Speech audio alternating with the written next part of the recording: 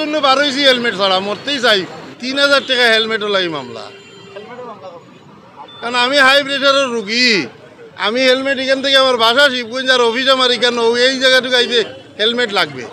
এরা তো এটা ইন্টেনশন নিয়ে বাইরে হয়েছে যে মামলা কয়টা দিতে হবে, দিয়ে দিল। তারপরে মানুষের এটা অ্যাপিয়ারেন্সের ব্যাপার সেবার আছে না, মামলা তো দিয়েই দিলেন। আর তাহলে এখন মামলা তো হবে, মামলা হবে না, তো মামলা তো দিতে হবে। তো উনি তো কোনো কথাই বলে নাই। 3000 টাকা কি হেলমেটের মামলা আমার উপরে যায়? অবশ্যই যায়, আইনে এটা বলা আছে। আপনার গাড়িতে কি হেলমেট ছিল?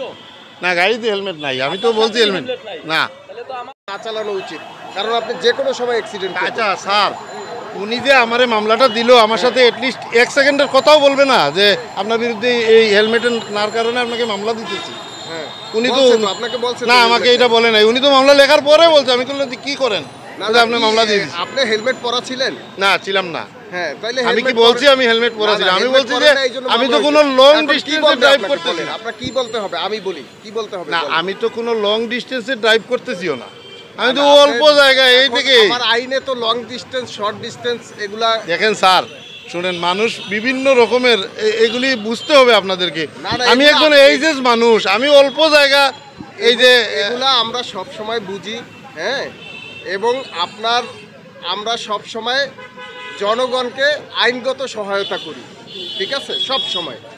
এবং আপনিও আইনগত সহায়তা পাবেন, আপনি আইসেন, অসুবিধা নাই, ঠিক আছে, দেখবো আপনারটা। তা আপনি মামলা দিলেন, আমার কাগজ দিলেন, আপনি আমার ড্রাইভিং লাইসেন্স আবার নেবেন কেন? এখন এখান থেকে বেরিয়ে আরেক জায়গায় যাইয়া এটা দেখাবেন, তাহলে এটা দেখাবেন, আর কেউ মামলা দেবেন। আপনি 2 মিনিট বলছেন, আমি বলছি সময় দেনই না, লিখে ফেলছে। আমরা তো আমাদের সময় দিয়ে যাওয়া আসা, আমি তো মানছি। ঠিক আছে, এখন আমাদের সহযোগিতা করেন, দয়া করে সিকিউরিটি দিয়ে দেন, চাবিটা দিয়ে দেন। চাবি দিলাম, জি, আমরা আমাদের হেফাজতে নিয়ে যাচ্ছি। আমরা আপনি যখন আপনি বলছেন কয়টা যে বাজে? এখান থেকে কয়টা দিব। বাজে? না, কয়টা বাজে? না, না, আপনি কয়টা বাজে? বলছেন এখান যে থেকে এখান দিয়ে থেকে দেব, দিব। সমস্যা নাই। কয়টা বাজে? আপনি 10 মিনিট আপনার সময় ঘড়িতে দেন, কয়টা যাবে বাজে? আসবে, যাবে আসবে। কয়টা বাজে? ভাই কাগজ আনার সময় দেন, কয়টা রাস্তায় বাজে জ্যাম বলেন? থাকতে পারে। আপনি 4টা বাজে বা 4:10-15 বাজে, 11 বাজে, 4:21 আপনি চলে আসেন। এইভাবে বললে তো হবে না। আমার কাগজ আছে এখানে। আজকে আপনাকে মামলা কেন দেওয়া হলো? না না, এটা পরে আলাপ। আরে মামলা কেন আরে দেবো, এটা এটা পরের পরে বিষয়। কিন্তু আমার তো কাগজ আছে। আপনি তো 2 আমাকে মিনিট আপনি আমাকে বলবেন। বলেন, আমি লইতাছি। আজিজ ভাই, আপনি আমাকে বলবেন যে কাগজ দেখান। আপনার কাগজের সঙ্গে এখন নাই, যে কারণে আমরা আপনাকে গাড়িটা আমরা আটক করছি, তো করছি। আপনি পেপারসটা নিয়ে আসবেন প্লিজ। আরে ভাই, এটা স্ক্যান করা আছে প্রত্যেকটা কাগজ।